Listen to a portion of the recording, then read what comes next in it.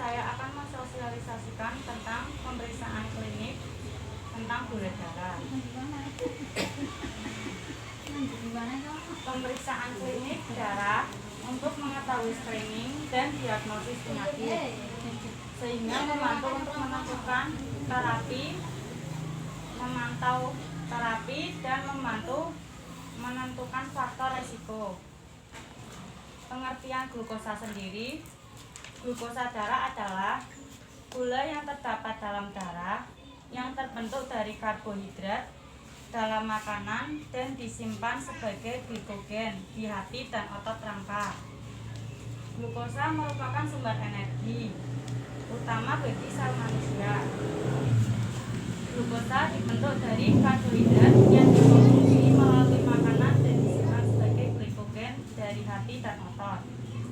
Macam-macam glukosa. Glukosa darah puasa.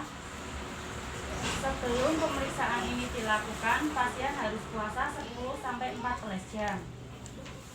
Nilai normal glukosa sebelum makan 70-130 mg per dl. Setelah makan lebih dari 140 mg per dl.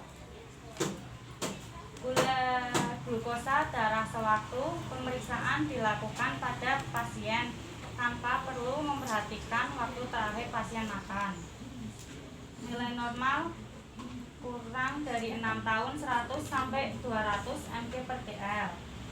6-12 tahun 70-150 mg per dl. Lebih dari 12 tahun kurang lebih 100 mg per dl. Glukosa darah 2 jam pp. Pemeriksaan ini suka sekali distandarisasikan karena makanan yang dimakan baik jenis maupun jumlahnya suka disamakan dan juga suka diawasi dalam tegangan waktu 2 jam. Untuk tidak makan dan minum lagi, juga selama menunggu pasien perlu duduk istirahat tenang dan tidak melakukan kegiatan jasmani berat serta tidak merokok. Contoh penyakit glukosa itu ada penyakit diabetes mellitus atau DM, adalah suatu penyakit atau gangguan kesehatan yang ditandai dengan meningkatnya kadar gula dalam darah. Tingginya kadar gula karena kurang maksimal pemanfaatan gula oleh tubuh sebagai sumber energi, karena kurangnya hormon insulin yang diproduksi oleh pankreas atau tidak berfungsi hormon insulin dalam menyerap gula secara maksimal. Diabetes mellitus merupakan penyakit kronik yang berkaitan dengan defisiensi atau resistensi insulin relatif atau absolut dan ditandai dengan gangguan metabolisme karbohidrat, protein, dan lemak.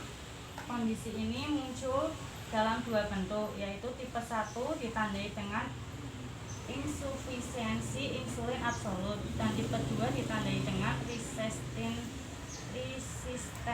insulin disertai kelainan sekresi insulin berbagai tingkat. Macam-macam diabetes mellitus. DM tipe 1 disebabkan oleh kerusakan sel beta pankreas. Reaksi autoimun pada tipe ini, hormon insulin tidak diproduksi. Kerusakan sel beta tersebut dapat terjadi sejak anak-anak maupun setelah dewasa.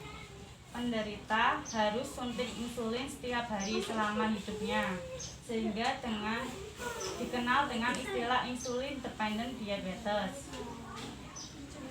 Diabetes tipe 2. Diabetes ini disebabkan oleh resistensi hormon insulin karena jumlah reseptor insulin pada permukaan sel berkurang.